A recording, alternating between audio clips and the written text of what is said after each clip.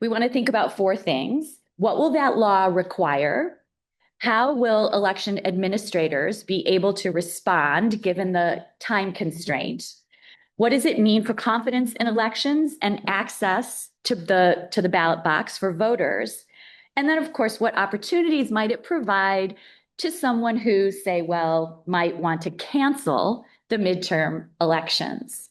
So it's a lot to think about, but we're lucky to have two of the nation's leading experts in this area with us today. Rick Hasen from UCLA School of Law, Dan Thompson from the Political Science Department.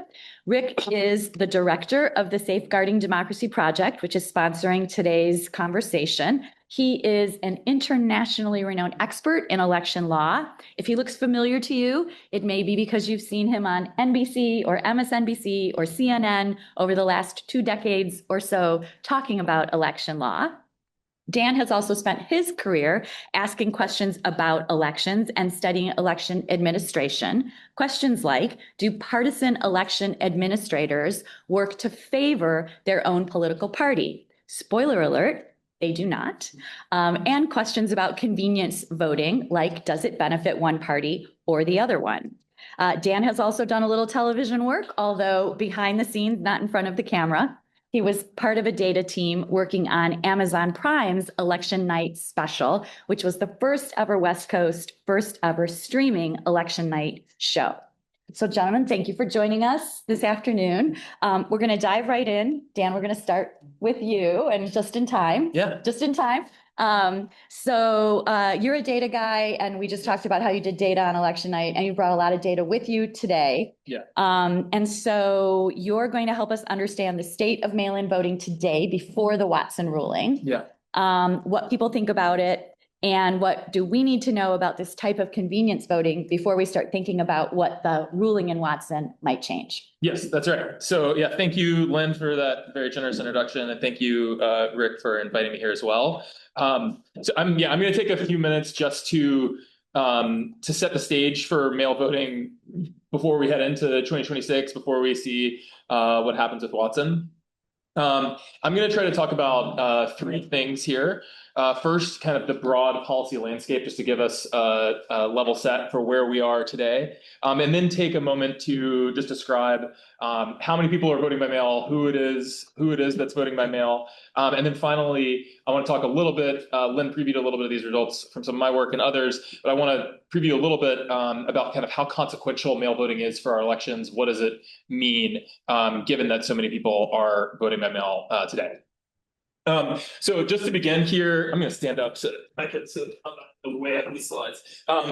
So here, this is a map that's describing kind of the current state of play in terms of mail voting in the U.S. And the way to think about mail voting policy landscape is that there are kind of broadly three regimes. There's all mail elections where, like here in California, where every registered citizen is sent a ballot prior to election day that they can cast, they can send back by mail or drop in a drop box or take to a polling station. And then here and you can see those states in black here. And then in kind of darker gray are states where the policy is called no excuse absentee. This is a policy where any registered citizen is eligible to go and request a mail ballot, and the state will provide one, but they aren't sent one automatically. And then in light gray, we see the states where mail balloting is where to request a mail ballot requires an excuse. So you need to have some valid justification for why you need to use a mail ballot. And you can see kind of a strong regional pattern. The first thing that stands out is that the West, even in a more conservative Utah and liberal California, the West is where most of the all-mail elections, the all-mail election policy is more common. And then in the South, we see most of the states that have require excuses for mail balloting, with some extending up. It used to be until very recently that this was also true in much of the Northeast, but just recently, over the last few years, this has changed to where excuses have been removed. Since we're going to get into this subject, hopefully I might just step over there and prep. Since we're going to get to this subject a little later, I wanted just to preview Uh, okay. Preview the kind of state of policy around one additional dimension of policy, which is just what is the current state of requirements around when mail ballots need to be delivered. So this captures, as of 2024, what are the mail ballot deadlines? When does the state need to? When does the local jurisdiction need to receive a mail ballot in order for it to be counted? And what we see is that, like, in most of the country, the election day or very shortly thereafter is the deadline for receiving mail ballots. But in some of the all mail balloting states, like California, Nevada, Oregon, and Washington, there's pretty generous allowances for sending in a mail ballot, postmarking on election day, and having it received many days thereafter. And this is kind of what's at stake when we're going to talk about Watson. Okay, so who is it that's voting by mail? How common is this? So the mail balloting has been a part of the American electoral system going back to the early 20th century, but it really has become more common just in the last few years, especially after COVID. So here we see in 2008. This is the share of ballots that were cast by mail on the vertical axis, and this is just every election from 2008 to 2024. And what we see is that about just under 20% of ballots were cast by mail as of 2008, and this increased very gradually from 2008 through to 2016, almost no increase at all. And then with the 2020 election and COVID, we saw almost half of ballots being cast by mail, according to the survey, The Performance of American Elections, this national survey. And this has since come back down a bit in 2022 and then again in 2024, but we're still substantially above baseline, partly due to this increasing the change in the policy regime, where many more places are sending everybody a mail ballot, but also because of policy take-up, that people are taking advantage of this as an opportunity. And as I think will be a subject of this conversation going forward as well, the people who are taking this up are much more often Democrats than Republicans. And this has led to a lot of the partisan contest over this issue. So prior to 2020, this was mostly not and especially there wasn't a dramatic partisan break in the share of people voting by mail. That Democrats were slightly more likely to vote by mail, but not that much more substantially. In 2020, this similarity across parties broke down, and has remained since 2020, even with the decline of voting by mail over 2022 and 2024. We still see a dramatic split in the share of partisans voting by mail. And as you would expect, of course, the places where people are voting by mail is primarily in the West because of the policy regime, and in Florida, for example, Vermont. But what's important to note is that many of these states are kind of Democratic leaning, especially if you take into account the ones that are the biggest ones are Democratic states. Even once you account for that, it is still the case. Even once you account for policy regime, it is still the case that Democrats are much more likely compared to their neighbors who are Republicans, to vote by mail. Okay, so with the last few minutes, I just want to say a little bit about what's at stake with mail voting, and I'd like to start with just a few simple plots that can convey kind of what conclusions political scientists are coming to about how much mail voting policies change elections. So here, there's a simple plot from a project that I worked on, which used the fact that some states in 2020 shifted their policy to allow people to vote absentee without an excuse.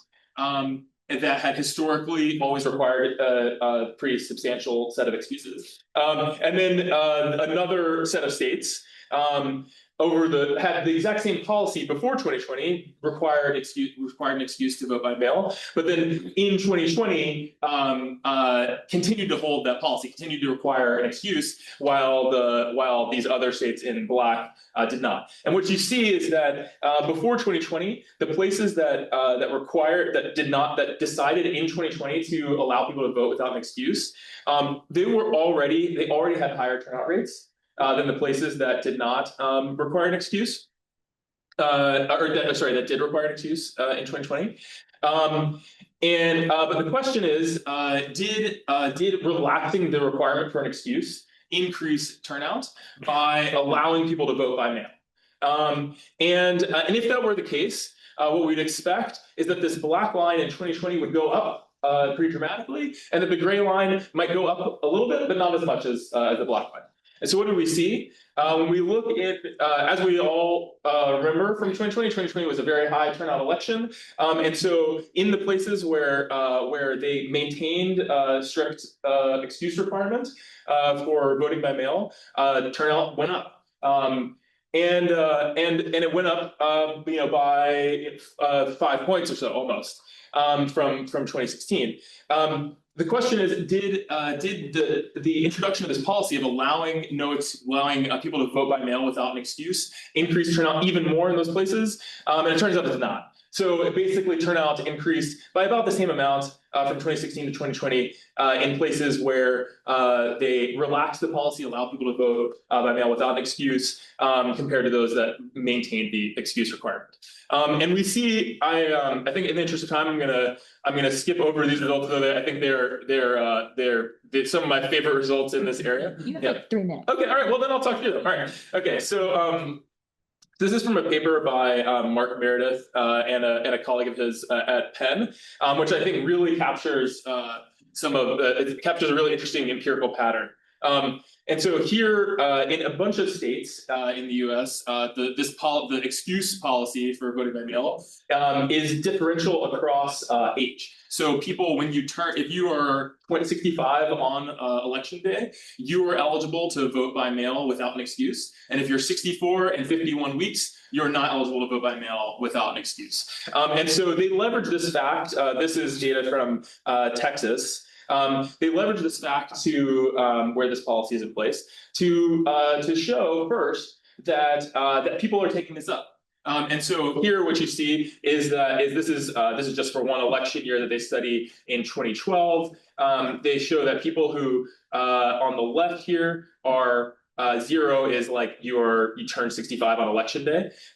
People to the left are people who are 64 and a half before election day, or sorry, 64 and like 51 weeks before election day. These are people who are 65 and 1 week old on election day. And what they find is that the vertical axis is capturing the absentee voting rate. So what percent of votes are cast by mail?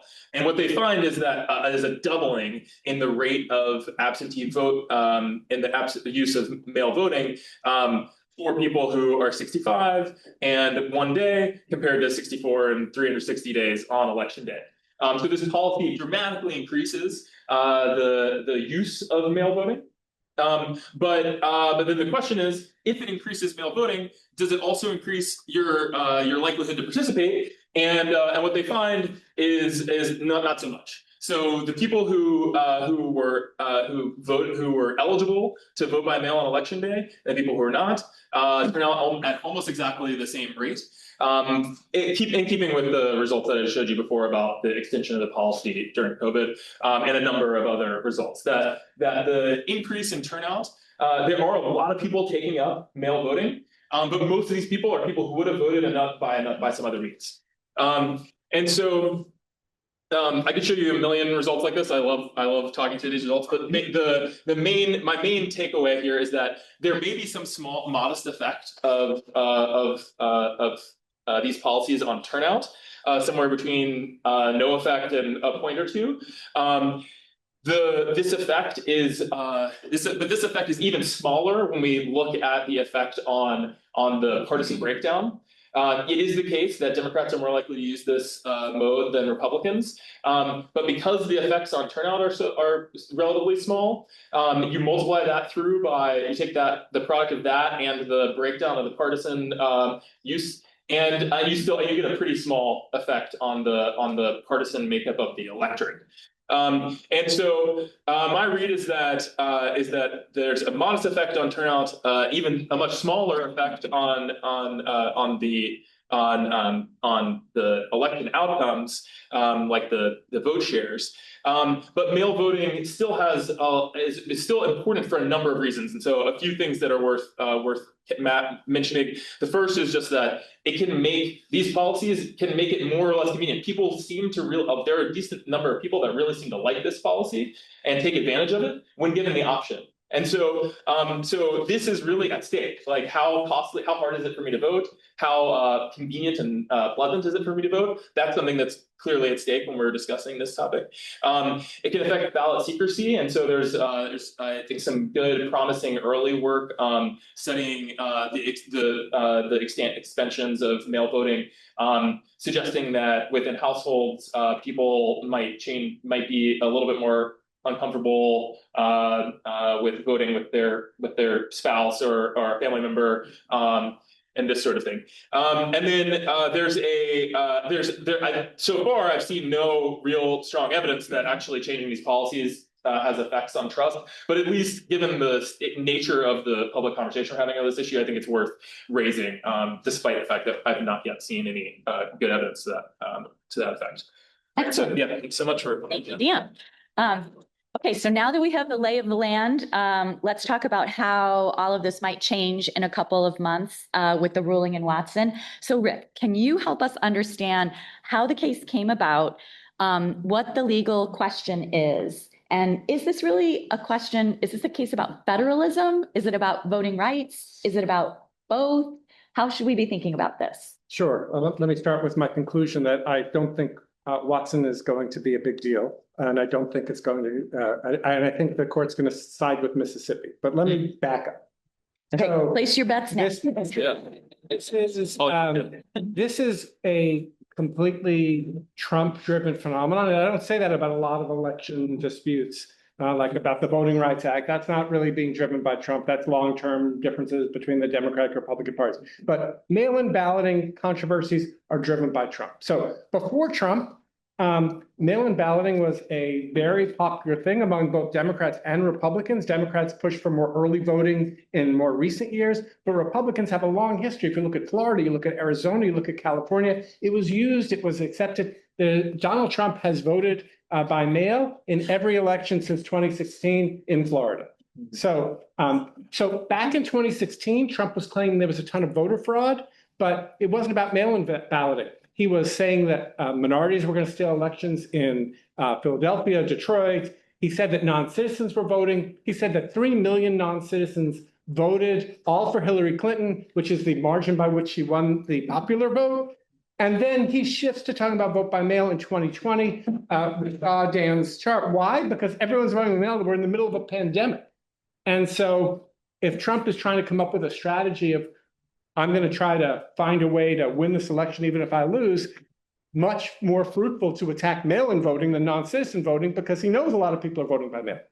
So this caused a ton of litigation over mail-in balloting and some changes in legislation. So back in 2020, Dan mentioned that in Texas, you can vote if you're 65 without an excuse. There was a lawsuit brought claiming that this violates the 26th Amendment, which says you can't discriminate on the basis of age of at least 18 in voting. That suit was thrown out. I think that was actually, there was a decent argument there. Like, why, if you're 64, are you discriminated against? But the courts didn't accept that. There was also the Pennsylvania Supreme Court, relying on the state constitution, said, even though our state rules say all the ballots have to arrive on election day because we're having problems with the postal system and because there's a surge in ballots, we're going to go 3 extra days. And Republicans went all the way to the Supreme Court arguing that that violated the federal constitution. under something called the independent state legislature theory, which I don't need to talk about unless people have questions about it. And Justice Alito said, let's take all those ballots that came in the last 3 days, set them aside, and they did. And there were 10,000 of those ballots, but Biden won by 60,000 votes, so they didn't ever test that. So Watson fits into this broader pattern of lawsuits over vote by mail. And I think they're meant to please Trump, and they're meant to make the elections seem fraudulent, even though the amount of fraud is very low in the United States. It's been very low for decades. It is slightly higher with mail-in ballots. We did have a 2018 Republican primary in a race for Congress in North Carolina, where there were absentee ballots that were tampered with, but usually it's on a very small scale. And we don't see a lot of it. So Watson fits into that. Now, Watson is part of the 2026 strategy to attack mail-in voting. Other parts, Trump issued an executive order. He told his DOJ to sue all the states that are voting late, to try and withhold money from them, to take over the United States Election Assistance Commission. A lot of this has been put on hold, but this is all part of this kind of political strategy. Some states have already changed their rules. So Ohio, which used to accept ballots, I think up to a week, they are no longer accepting those ballots. I should say, except for military ballots. UCLA votes, these are people who are uniform overseas and other people who are American citizens living overseas. They get, through a separate statute than the one challenged in Watson, they get the right to vote and have their ballots counted later as a matter of federal law. Okay, so that brings us to Watson. So Watson is a case where the claim was that the Constitution says that Congress gets to set the date for the conduct of congressional elections, and a separate part of the Constitution says for presidential elections. And so Congress has over time passed statutes, and they say the date by which electors choose to vote is the first Tuesday after the first Monday in November. So congressional statute. So the date that electors choose. So that sounds like the date that you cast your ballot, and not the date that the ballot is received, right? It's the date that electors choose. That's the legal question is, how do you interpret these statutes? And in every court where this argument was made, it was rejected, except for one court. And that's the United States Court of Appeals for the Fifth Circuit, the most conservative court in the country, where you have judges who are auditioning to take Justice Alito or Justice Thomas's place, like Judge Ho and Judge Oldham. Judge Oldham, keep your eye on him. I expect he's going to be the next Supreme Court nominee. We can take bets on that one. If Trump gets a, I knew this was going to be. He issued what I've called a bonkers opinion, where he says this. He's someone who's supposed to be technical, supposed to be reading the words very closely, and says choosing electors means the day the ballots are received. I think it's an absurd theory. The reason I think the Supreme, but that's what the Fifth Circuit said. I think the Supreme Court took the case to correct this, and this is great for the conservatives on the court, because it's a relatively low stakes thing, and they can side against Trump. They can side against Republicans in a case like this, whereas in much larger cases, they will side with Trump. So I expect the same kind of thing like with birthright citizenship in this case. So it's a statutory question, it's a textual question, and Judge Oldham tries to do hoops after hoops to say you can't accept any ballots that arrive after election day, but unless they're military ballots, which send Republican, those you can accept under a different federal statute. So the court heard a precursor to this case earlier this term called Boast. This was a question about whether a candidate had the standing, the legal right to sue over this law. Supreme Court almost unanimously said yes, making it easier for candidates generally to sue over these laws. But they didn't address the merits. The briefs are being finished up. The case will probably be argued in March or April, with a decision we expect by late June, early July, when the court ends its term. But if it's actually argued in March or April, it'll probably be very much towards the end of the term. Even if it's unanimous, it takes time for the court to work out these opinions. So it's not a constitutional claim. It's a statutory claim. So what would it mean if Watson comes out in favor of Mississippi? That means California can keep its later dates. That it remains a question of state law. States can say, we will accept ballots that are sent by election day and are postmarked by election day, but arrive after election day. If it comes out the other way, and which I don't expect, but if it does, There would be a question as to whether or not it would apply to this election season. The court has on occasion kind of postponed the application of their rules, like they did that with the one person, one vote rules when they came out the night six. So they could say after this election, but there would be enough time. And I think, there's going to be a learning curve, right? There's going to be a question of like, well, people in California know now you really have to mail your ballot a week before you can't if you're going to mail it. So there'll be a transition period. But I think people would end up adjusting. I think the real significance of the case is not the holding itself, but about whether the court's going to be willing to kind of bend the rules of normal statutory interpretation to give Trump a win. That would be a bad sign. And it's just more evidence of attacks on mail-in voting. So I'm not as worried about Watson as I am about the post office not timely delivering ballots. There's been a change to the rules about postmarking. Now postmarking is happening at the central distribution center, which is not where the mail is picked up. So that's going to have a huge effect. Delays in ballots being delivered for people to be able to vote. Trump has more control over the U.S. Postal Service, although not direct control, but maybe under the unitary executive theory, he will have more control. He has more control over that than he does over a state's rules for elections. And that's where mail-in balloting is going to be an issue and our election is going to be there. So let me ask you one question. Rick, I'm going to push you. There must be a compelling argument on the side of the plaintiffs here. I don't know if they're called that in these kinds of cases, so the RNC. So, yes. So if you had to articulate that for us, so you said when the electors choose, and you put that in the individual act of a voter casting a ballot, but when those guys read the statute, how are they reading electors choose? What is their argument? Well, so, usually I'm able to argue both sides. I can argue both sides of Shelby County, which is a very controversial. I can't argue both sides of this one because I teach statutory interpretation.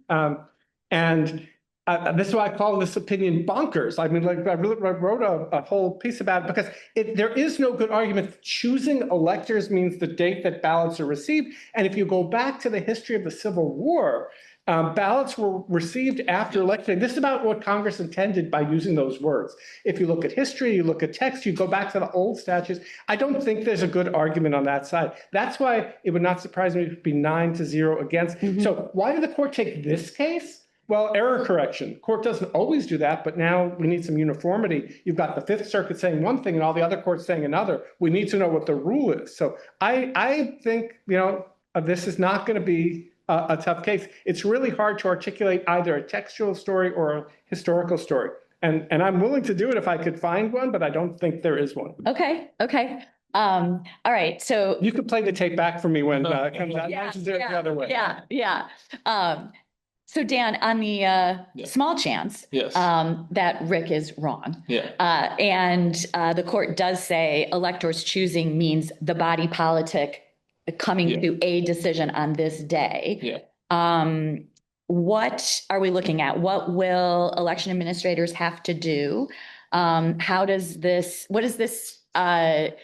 we looking at in terms of rejection rates of ballots? Like how many people are going to sort of lose their vote will not be counted, do you think? Like very few. Okay. And so already in 2020, the Election Assistance Commission asks as part of their annual or their survey post-election data collection, they ask local jurisdictions to report on all sorts of things, how many ballots were counted, how many of them were cast by mail. And one of the things they ask about is how many of the mail ballots were rejected and how many of those were rejected because they were late. And it's like less than 1% of mail ballots are rejected because they're late, even in states with fairly strict deadlines. And so one interesting pattern is that like even in the places where the deadlines are quite long, there's still some number less than the one in the places that have a short deadline. But even in the ones that have a 10-day deadline, there are some number of ballots that are rejected because of due to arriving after the deadline. And the relationship between the deadline date and how far out the deadline is and the ballot rejection rate is not especially strong. Like it's and so it's not clear to me that had this policy come in from come in with a bunch of time to adjust and think about how to implement it, that it would have a very large effect at all on even on ballot rejection rates. And then there's a separate question of like how consequential is that for the election? And again, it's like going to be much less consequential in terms of the actual vote totals than it even would be in terms of these ballot rejection rates. So I think on net, it's unlikely to be. The much bigger risk is that it poses some it creates a lot of administrative challenges that are new and local officials trying to adjust to those things quickly. Yeah, that would be the thing I'd be more worried about. Yeah, and Rick, California is like notorious every election night on the national news. They dump on us because we are so slow at counting. Is there anything that we should be thinking about in terms of California? Yeah, so I think, so let's back up again. There's no presidential election in 2026, but there is a race for Congress, and it could be very close. Yeah. And it could come down to, because California and Arizona count really slowly, it could come down to some congressional races.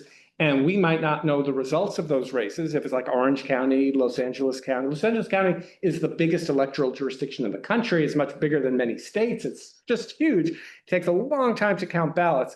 That worries me a lot more than Watson. What worries me is if control, we don't know, if control of the House turns on these late states, there's going to be tremendous pressure on election administrators. They're going to be accused of fraud. They're going to be cooking the ballots. Hey, the feed went out. There's like a lot of places have cameras that show you can watch the ballots.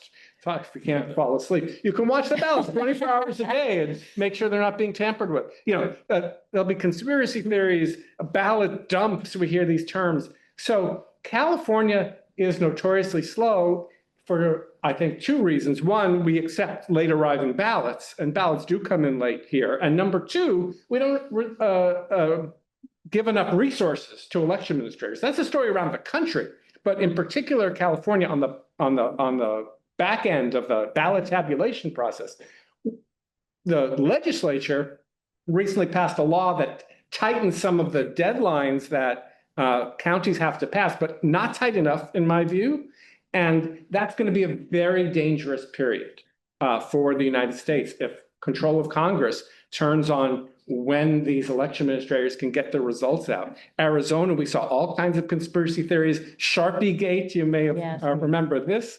Like Nothing Burgers, that became huge, conspiracy theories online, especially, on Twitter. And so I worry about that. So that's not a legal issue, right? Ballots are cast on the day that they're cast, and it just takes a long time to count. So like when you hear, this candidate's in the lead, that candidate's in the lead, like it's not like a basketball game where, there's 5 more minutes left to play. It's the ballots are all in. It's just they haven't been counted yet. So we actually, when we issued some recommendations for how the 2024 elections should be conducted, we advised that media should not say who's in the lead. They should say, this is the percentage of ballots that have been counted. It's too early to call, not too close to call, too early to call, to signal to people,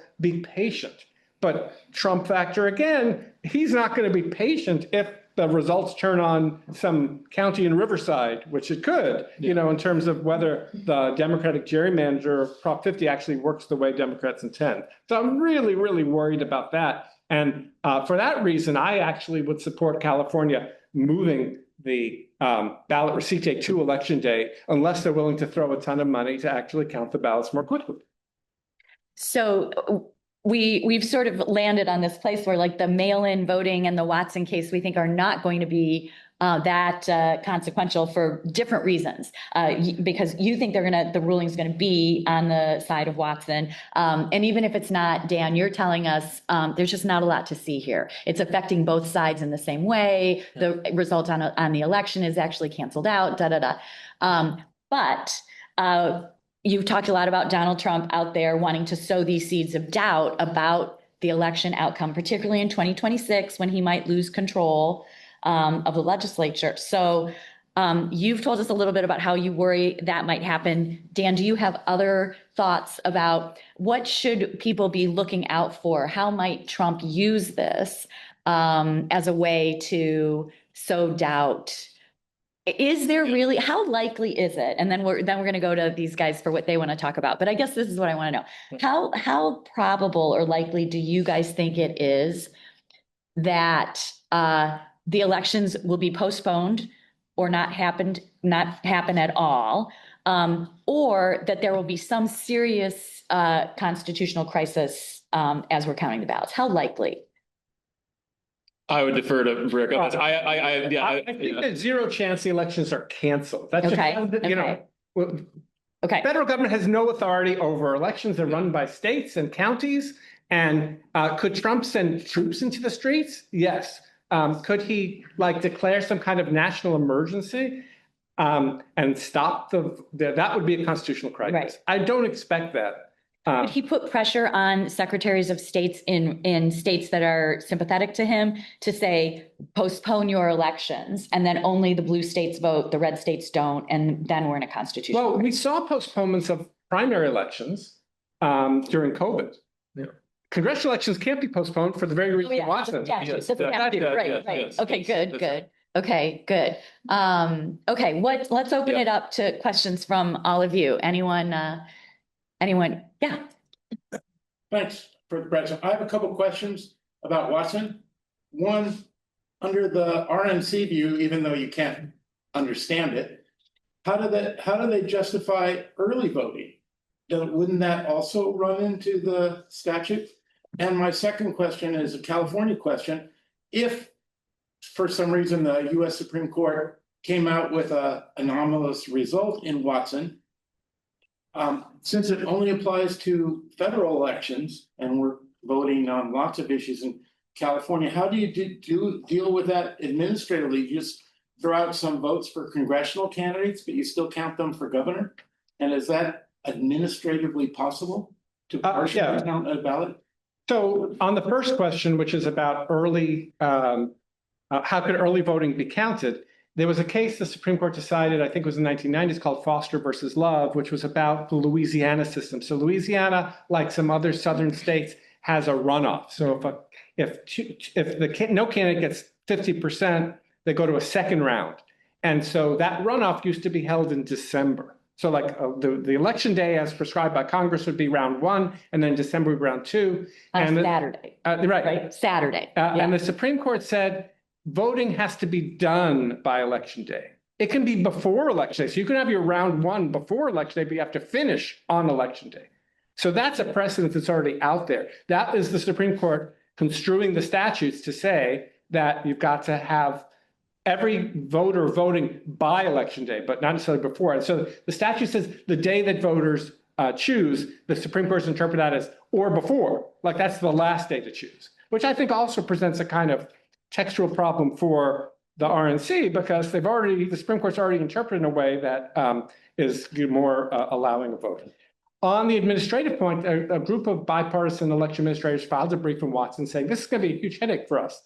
Are we going to count these ballots? And we have an example of this. I mentioned Justice Alito ordering those 10,000 ballots to be put aside. Those 10,000 ballots were put aside and they were counted for purposes of the state's election. So we would have a dual system. But we have some other dual systems. In Arizona now, if you use a federal form to register to vote that's prescribed by the United States Election Assistance Commission, you're only allowed to vote in federal elections, not in the state elections. In Arizona now, you have to register and provide documentary proof of citizenship if you want to vote in state elections. So already we see some bifurcation. What else do you guys want to know? Yeah. You talk about one other aspect of this, which kind of goes back to most, which is the benefit to the system of having these lawsuits before the votes have been cast versus after. Because I think that's one of the big worries of what we've seen in recent cycles, where we have all these lawsuits against procedures that have already been done, votes have already been cast. And this is a case where if maybe the minority wins out here and the Supreme Court surprisingly correct, where states will have to change their laws, right? But now there's 2 months for that. Yeah, I mean, it certainly seems like an opportunity to, I think that would be desirable in terms of the, generating more confidence and producing some agreement. But I think the question is, it seems my expectation is that even in light of regardless of the result, the ball can get moved. That these disputes keep coming up over the outcomes of the elections that are so post hoc that it's hard to imagine that settling any given dispute is meaningfully changes the political dynamic after the fact. Yeah, so let me add something about on the legal side. Donald Trump, brought 60-something, 61, 62 lawsuits after the election. One of the lawsuits he brought was in Wisconsin, where he said drop boxes are illegal under Wisconsin law. And so all those people in Madison, all those liberals living near the University of Wisconsin, all of those ballots should be thrown out. And case went to the Wisconsin Supreme Court. And the Wisconsin Supreme Court, on a 4-3 vote with 3 liberals and 1 of the conservatives, said too late. Latches is a legal doctrine that says if you can sue before and you wait till after, you can't bring that suit. And then a few years later, that same Wisconsin court prospectively 4-3, all the conservatives on one side, all the liberals on the other, said ballot drop boxes are illegal in Wisconsin. And so no more drop boxes until the legislature changes the rules. That was totally appropriate because that's a prospective thing. So in the Bost case, I think the Bost case, it's not often that I side with Chief Justice Roberts over Justice Jackson, but in this case, I think Roberts was right in saying that candidates should be able to sue, and they should be able to sue early. And he says, far better to get it resolved when it's not close to the election. The court has this Purcell doctrine, says don't come too close to the election. And then he added a sentence, which I think is a really significant sentence, which is, and even worse if they try and sue after the election. That's a big mess for everybody. So I think the signal that paragraph sends is don't sue early and often, but sue early if you're going to sue. And so I think channeling this litigation pre-election is great because then we know what the rules are. I mean, imagine that this isn't resolved, and then there's a lawsuit after the election. All those California ballots should not be counted, and too late. So it's like a Goldilocks thing. It can't be too early, can't be too late. Got to get it just right. So just on this question, what other cases about the redistricting actions are still pending? Yeah. What's still out there on that? Well, so Texas's gerrymander got the green light from the Supreme Court. They reversed the preliminary injunction. California's gerrymander got the green light from the district court. That's going up on appeal to the Supreme Court on an emergency basis. The briefs are being filed this week, and I should disclose I'm filing a brief on the side of California saying it was a partisan gerrymander, not a racial gerrymander. And of course, it's just very argument very perverse. Yes, exactly. Yeah. Very perverse that the defense is, hey, it was a partisan gerrymander, but it's the first case.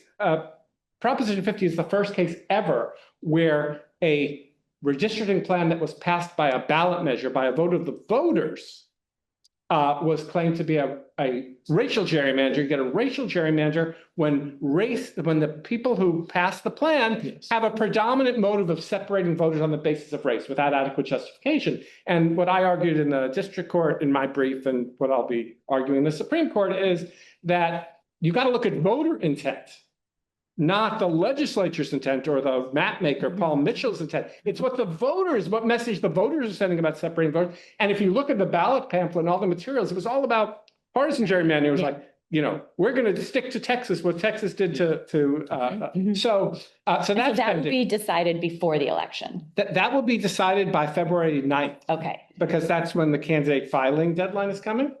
And there aren't any others. Not at the Supreme Court level, but in Missouri, they're still fighting about whether their gerrymander can go forward. They're trying to put, opponents trying to put a referendum on the ballot, which would, about whether it should be approved, which would put the law on hold pending a vote, so it wouldn't apply in 2026.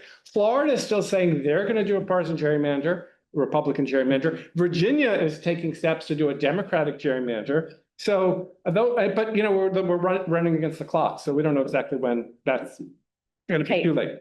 Any more questions? We have time for one or two more. Yeah, Joseph.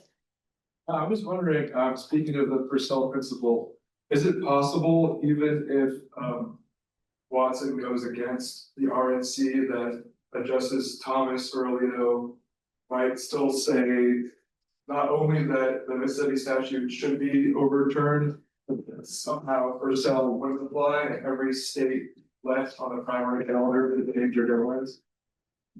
I named the Purcell principle, and the Supreme Court kind of picked it up. I should have called it the Purcell parity, because it's not consistently applied. It's a doctrine that sometimes applies and sometimes doesn't. So, it's certainly possible that a court or a justice would say, no, not too late in this case, because the rights are too much at stake. Justice Kavanaugh in a Wisconsin COVID-related 2021 case tried to say, well, if the rights are really seriously at stake, then maybe we'd have to balance things differently. So I think it's open. The court's never fully explained how the doctrine applies, but in the ruling that the court gave in stopping the lower court injunction for the Texas gerrymander. So the lower court said, Texas, you can't use your new maps, you have to use your old maps.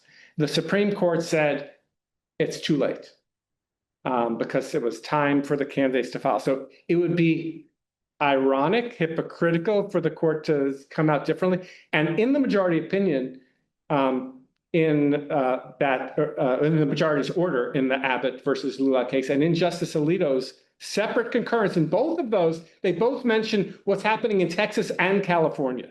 I think that was a strong signal that they're going to treat them the same. That's how I read it, at least. And so, yeah, it's possible, but and Watson is coming, would come in June, and it would apply not to any primaries at that point. Yeah. It would apply to the general election. It's going to apply prospectively. I don't think there's going to be a Purcell issue there.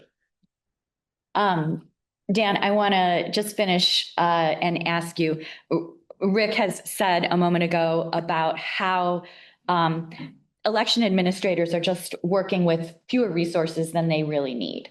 And you have done work looking at what happens when election administrators get grants or an influx of money.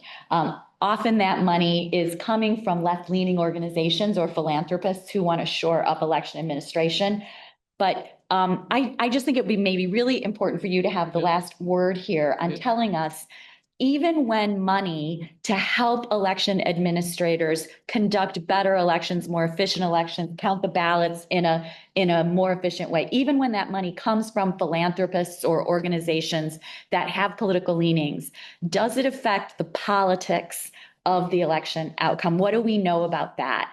And ultimately, like, these people who do these jobs, are they partisans or professionals? Like, what is you've done a lot of work on this. How do you think about it? Yeah. So So the short answer is no. It doesn't seem to change much about the performance of the election or the election outcomes. So when the example that you're referencing is in 2020, when a few donors, but primarily Mark Zuckerberg, donated a vast sum of money, something like $300 million to election offices throughout the country. And a colleague and I looked into the consequences of this funding, and and found that the places that Democratic places were much more likely to receive or much more likely to apply for the funding. Everybody who applied received it, and it was substantial money relative to the kind of typical spending in a jurisdiction. But that this funding, most of what it seems to have done is make it easier to operate. They could buy new equipment. They could ensure that they had sufficient staffing. But that the number of people who voted and the share of people who were voting who were Democrats or Republicans didn't seem to change much at all. I mean, in fact, it changed so little as to be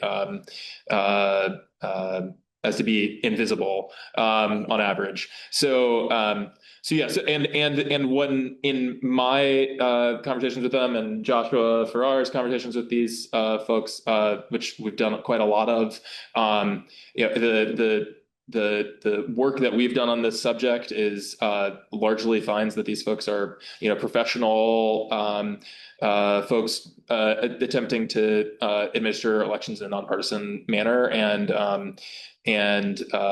that most of the challenge of local election administration is the controversies that spin up around them, rather than the actual failures of performance at the local level. Yeah, they're doing sort of God's work, the election administrators, and especially the volunteers. Yeah. Well, maybe we should end with the election administrator's prayer, which is, I love it. Okay. Lord, let this election not be close. Yes. Yeah, exactly. That's exactly what I was. Well, I'm here to tell you that's unlikely to happen. So on that note, we'll be taking bets on all of Rick's predictions. Gentlemen, thank you so much for all of this. Thank you guys for your questions.